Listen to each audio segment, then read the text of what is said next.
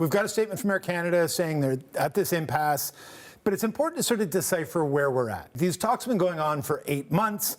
This deadline has been looming, right? The deadline to strike is Saturday at 12:01 a.m., which means the 72-hour notice has to go in basically at midnight tonight. So all of a sudden, we're seeing a flurry of action, not a ton of action, but a lot of words.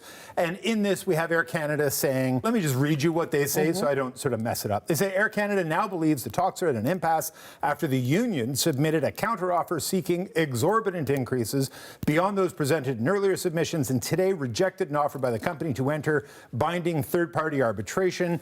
The statement goes on to say Air Canada remains available to negotiate with the union, but time is running short. There's an interesting thing here in that they're saying they want arbitration under Section 107 of the Canadian Labour Code, which essentially allows the feds, without legislation, to force both parties into binding arbitration. So really where we're at is we're coming up on the deadline and things are getting tense, things are getting heated, things are getting to the point where you would kind of expect them to without a deal.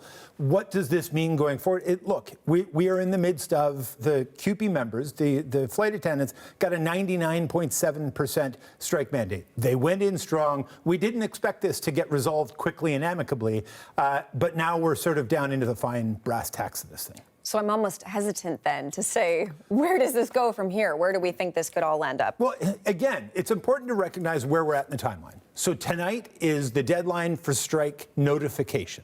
That doesn't mean a strike will happen, but that will sort of set in motion a bunch of other things. That'll increase the pressure on the feds to react. That will start looking to Air Canada to say, well, you're going to start canceling flights that, people need to plan for what might happen on Saturday.